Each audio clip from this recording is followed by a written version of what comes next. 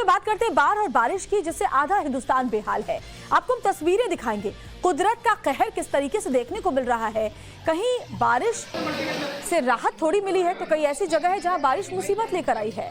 कानपुर, नैनीताल, राजस्थान का सीकर, कोटा और देहरादून, कहीं गाड़ियां पानी में फंसी हुई नजर आती हैं, डूबी हुई नजर आती हैं, तो लोग भी परेशान हैं। आसमानी आफत से लोग बेहाल हो चले हैं। कानपुर में गाड़ियां पानी में डूबी नजर आई। पहाड़ से मैदान तक बारिश का कहर देखने को मिल रहा है। देखिए कानपुर, सीकर, नैनीताल, देहरादून और कोटा की तस्वीरें। कई लोग बारिश से बचने के लिए अपने घरों से नहीं निकल रहे। कहीं पर बसें डूबी हुई नजर आ रही है। नैनीताल में भी लगातार बारिश जारी है पिछले कई दिनों से। कोटा में भी बारिश की वजह से आफत लोगों की जिंदगियों पर है और देहरादून में भी लगातार बारिश का अलर्ट जारी किया गया है। और चलिए आपको जयपुर की तस्वीर दिखाते हैं, कैसे जयपुर में सड़कों पर सैलाब आ गया है। जहां तक नजर जा रही है सिर्फ और सिर्फ पानी ही पानी दिख रहा है। नगर निगम के दावे हमेशा की तरह फेल नजर आते हैं। राजस्थान में जयपुर में ये देखिए गाड़ियां आधी डूबी हुई नजर आती हैं। जगह जगह जल जमाव हो गया है, जिसकी वजह से लोगों को भारी मुश्किल का सामना करना पड़ रहा है। कई जगह गाड़ियां फंस जाती हैं, जिसके बाद जाम की स्थिति से दो चार होना पड़ता है।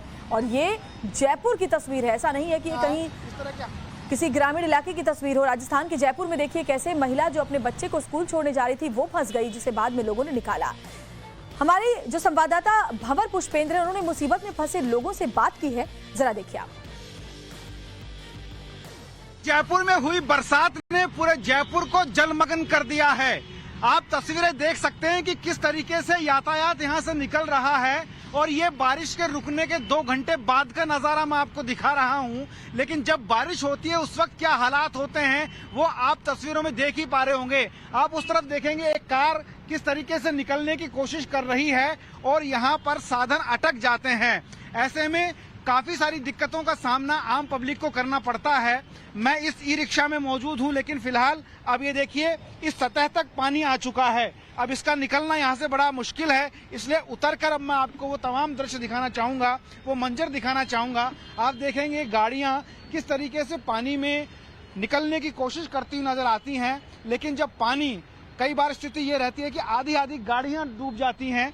आप देखेंगे वहाँ पानी किस तरीके से गाड़ियां जो हैं वो निकल रही हैं। और ये देखिए बड़ी गाड़ी है, बावजूद इसके निकलने का प्रयास करती हुई एम्बुलेंस भी फंस जाती है, पुलिस की गाड़ियां तक फंस जाती हैं। देखिए राजस्थान ट्रैफिक पुलिस की गाड़ी यहां से जाती है, आप देख पाएंगे। उसके अलावा जरूरत की चीज़ों की जो सप्लाई होती है वो बड़ी बाधित होती है। ये डेयरी की गाड़ी भी आपको यहाँ से जाती हुई दिखेगी दूध सप्लाई के लिए। लेकिन पानी का आलम ये रहता है, ये मुख्य मार्ग कहा जाता है। खिरनी फाटक का मैं आपको ये पूरा मंजर दिखा रहा हूँ। ये देखिए ये बाइक जो यहाँ से निकल रही है, कोई भी बड़ी दुर्घटना हो सकती है, कोई बड़ा गड्ढा इसमें हो सकता है, इनको नुकसान हो सकता है, आर्थिक नुकसान भी हो सकता है, गाड़ी भी खराब हो सकती है। बरसात रुकने के 2 से ढाई घंटे बाद स्थिति ये रहती है, तो आप अंदाजा लगा सकते हैं कि बारिश के समय यहाँ पर क्या हालात रहते होंगे। लेकिन बावजूद इसके अभी तक पानी निकला नहीं है। ड्रेनेज सिस्टम पूरी तरीके से फेल है।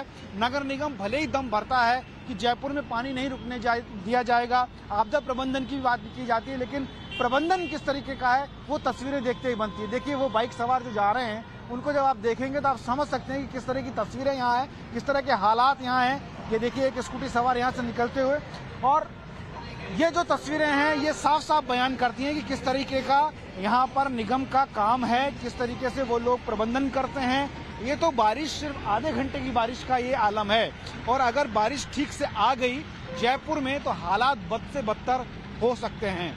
कैमरामैन दिनेश शर्मा के साथ भंवर पुष्पेंद्र, टाइम्स नाउ भारत, जयपुर। तो पानी इतना भर गया है कि स्कूटी बीच पानी में ही खराब हो गई, जिसके बाद किसी तरीके से लोगों ने उसे निकाला है। जयपुर में बरसात का पानी जब भरता है तो आम आदमी को क्या परेशानी होती है, तस्वीरें आप देख सकते हैं। वहां देखिए, वहां एक बच्ची अपनी मां के साथ स्कूटी पर फंस गई है, स्कूटी बंद हो गई है।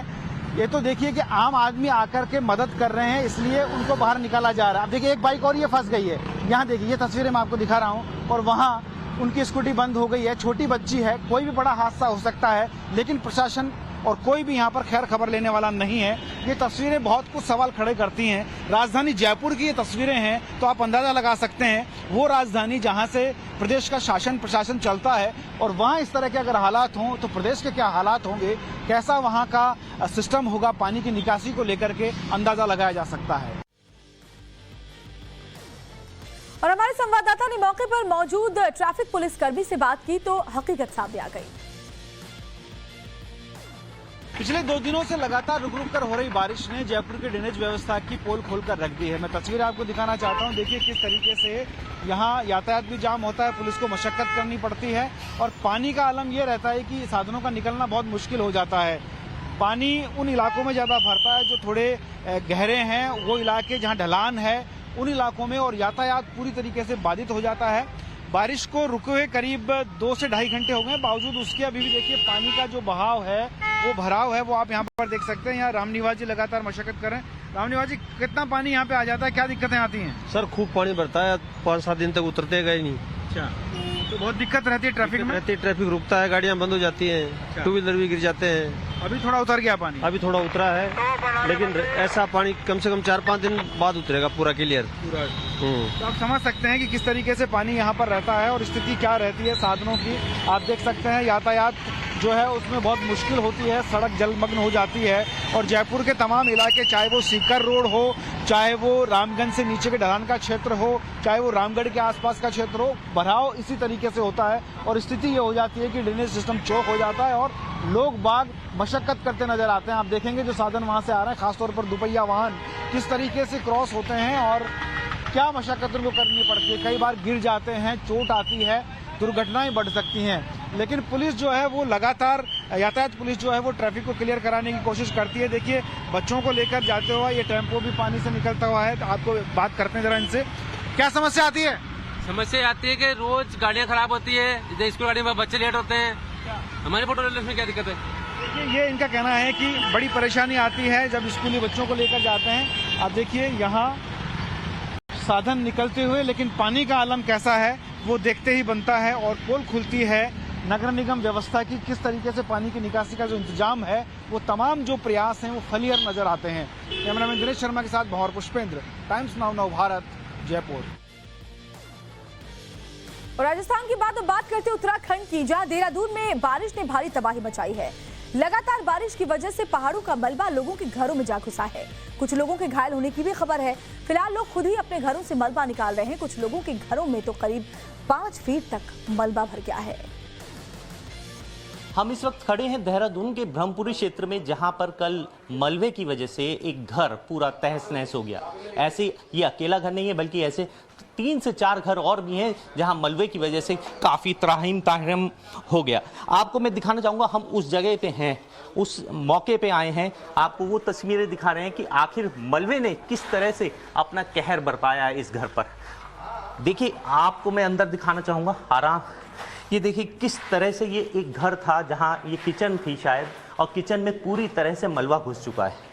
अब मलबे के साथ यहाँ SDRF की टीम है, रात से ही मौके पे पहुँच गई थी और ये लोग इस समय तक सफाई करने में और कुछ चीज़ें निकालने में लगे हुए हैं। जो ज़रूरी सामान है इनके, वो निकालने में या उसे ढूंढने में लगे हुए हैं। मेरे साथ यहाँ पे इस मकान के मकान मालिक भी हैं, वो पूरा घटनाक्रम बताएंगे आपको कि किस तरह से पूरा घटनाक्रम हुआ था। मैं आपसे जानना चाहूँगा क्या हुआ था एकदम से?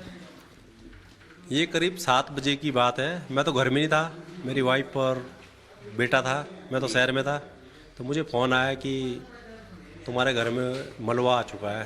तो मैं 8 बजे करीब घर में पहुंचा। तो जब घर में पहुंचा तो पूरा घर तहस महस हो चुका था। बच्चे की तरह घरवाली भी आधी डूब गई थी, तो किसी पड़ोसियों ने निकाला। और एक पीछे हमारे घर है चंद्र बहादुर, उसकी घरवाली वाइफ भी आधी पूरे मलबे में डूब चुकी थी, उसे भी ग्रामीणों ने किस तरह से निकाला है। और इसका मलबे आने का मुख्य कारण जो है तो वो है ऊपर 100 बीघे जमीन में करीब इससे 300 मीटर ऊपर स्टेट में जी मौजा परोठा में 300 मीटर ऊपर ठीक यहीं से दिखता है वो।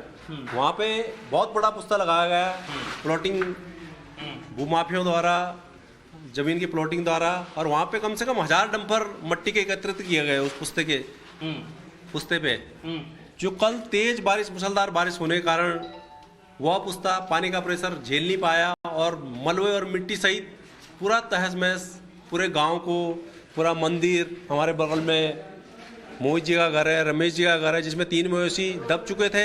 वो तो गनीमत ये रही कि वो पत्थर की बहुत मोटी दीवार थी और सुबह जब उसका दीवार तो टूटी नहीं, दरवाजे का मुंह खोला जेसीबी द्वारा, तो मवेशी घायल होके निकाल दी गई सुबह ग्रामीणों द्वारा। और इसमें प्रशासन को सोचना चाहिए, जब ये प्लॉटिंग होती है और जब पुस्ते लगते हैं, ऊपर नगर निगम की ज़मीन है, ग्राम पंचायत की ज़मीन है, उन्होंने पहाड़ी के ऊपर ही पुस्ता लगा दिया गया है। रजिस्ट्री की ज़मीन से अलावा जो 1-2 बीघे में ज़मीन में उन्होंने प्लॉटिंग की गई, उस अवैध प्लॉटिंग को सीज करना चाहिए और इसके खिलाफ मुकदमा कायम करना चाहिए जिसने ये पुस्ता लगाया। ये नहीं देखा नीचे गांव है, ये 100 साल पुराने, 100 साल से पहले से यहाँ।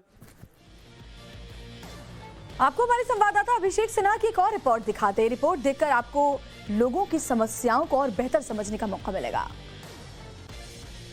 हम इस वक्त खड़े हैं राजधानी देहरादून में, और जहां बारिश के कहर ने जो आतंक मचाया है वो देखते बनता है। यहाँ कई मकान जमींदोज हो गए हैं और मलबे की वजह से देख सकते हैं कि किस तरह से ये मलबा ऊपर से बह के आया। और ये देर शाम की घटना है जब यहाँ पे मलबा बह के आया और कई घरों में जाकर घुस गया, जिसकी वजह से कई लोग काफ़ी गंभीर रूप से घायल भी हो गए। मैं दिखा सकता हूँ, आपको तस्वीरें दिखाता हूँ कि देखिए किस तरह से लोगों के घरों में यहाँ पे मलबा घुसा है। और मलबा आने की वजह से यहाँ पर एक महिला भी मलबे में आके दब गई थी। आप घर का हाल देखिए, जो ये कभी लोगों से गुलजार होता था, आज ये मलबे की भेंट चढ़ चुका है। और बारिश का जो माहौल था, जो कल बारिश की वजह से ये दिक्कतें सामने देखने को मिली है। और आप देख सकते हैं यहाँ पर किस तरह से ये सामानों को बाहर निकाला जा रहा है, किस तरह से मलबे से सफाई करके लोग अब मकान में से सफाई कर अभियान शुरू कर दिया है। अब मेरे साथ कुछ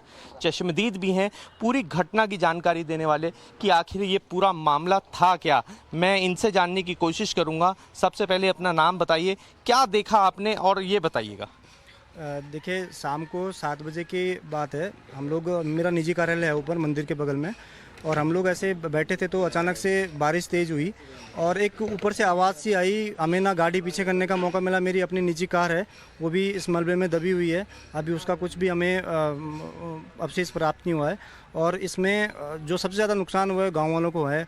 इसमें हमने आवाज़ें भी लगाई उसके बाद कि हम लोग घर खाली करें उसमें। और मतलब बहुत भयानक स्थिति थी उस टाइम। क्या हम कितनी हमें खुद चोटें आई हैं हाथों में, इधर उधर हम लोग भागे हैं ऊपर से, रोडों से सबको मना किया कि इधर ना आए। तो एक भयानक स्थिति थी यहाँ पे। किस तरह का मंजर रहा था उस समय और ये कितनी देर है, थोड़ा सा देखते हुए बताइए हम लोगों को, दर्शकों को दिखाइए कि कैसा मंजर रहा था, कहाँ कहाँ किस तरह से पानी और मलबा घुसा है। देखिए, ऊपर से ये आया है, काफ़ी दूर से आया है। और सबसे पहले इसने सबसे पहले जो पहले वाला वो था हमारा, गाड़ी से लेके हुआ है। उसके बाद लगातार इसमें पानी बसा। ये घर आप देख रहे हैं पूरा इसमें बह गया था। इनके बेडरूम सेट हैं, 3-4 लोग इसमें रहते हैं, तो इनको पहले ही हमने खाली करवा दिया था। हाँ। बाद में एक आंटी है, वो फंस गई थी, तो उनको बाद में रेस्क्यू करके निकाला गया। अच्छा, आप देख सकते हैं, देखिए मैं तस्वीरें दिखाना चाहूँगा, कितनी भयानक तस्वीरें हैं। ये कितनी मोटी दीवार है और इसे तोड़ता हुआ मलबा इनके बेडरूम में घुस गया। ये तकरीबन 3 से 4 जो इनके कमरे थे उन सभी में मलबा घुस चुका है। और इस समय इंसान को आस है अपने मकान और जान की, और उसे बचा लिया गया है। लेकिन किस तरह की त्रासदी है, ये अपने आप में कई बड़े सवाल खड़े करती है कि राजधानी देहरादून में इस तरह की त्रासदी आना और मौके पर लोगों द्वारा अपने आप जो मदद करना, ये अपने आप में कई बड़े सवालों को जन्म देती है। अभिषेक सिन्हा, टाइम्स नाउ भारत, देहरादून। तो देहरादून में जहां लोगों के घरों में मलबा घुस गया है, वहीं देश के दूसरे हिस्सों में भी किस तरह के हालात है वो आपको दिखाते हैं। बेंगलुरु में भारी बारिश हुई और इसके बाद सड़कों से लेकर दफ्तरों के बाहर पानी भरा हुआ है। वहीं भोपाल में भी भारी बारिश से हालात बेहाल हो चले हैं। तो ये फिलहाल 2 तस्वीरें आपके सामने हैं, बेंगलुरु की तस्वीर और साथ ही भोपाल की तस्वीर। लोगों के घरों में, दफ्तरों के बाहर पानी ही पानी नजर आ रहा है। लगातार कुदरत का कहर झेल रहे हैं ये दोनों ही शहर। बारिश से बर्बादी की तस्वीरें इस वक्त हम आपके सामने रख रहे हैं। तो देश के अलग अलग शहरों में हालात इस तरीके की हैं कि कहीं पर घरों के अंदर मलबा जा घुसा है, इसके अलावा कहीं सब कुछ जलमग्न नजर आता है। सड़कों मानो दरिया में तब्दील हो चुकी हैं। लगातार हो रही बारिश ने जनजीवन बुरी तरीके से प्रभावित कर रखा है।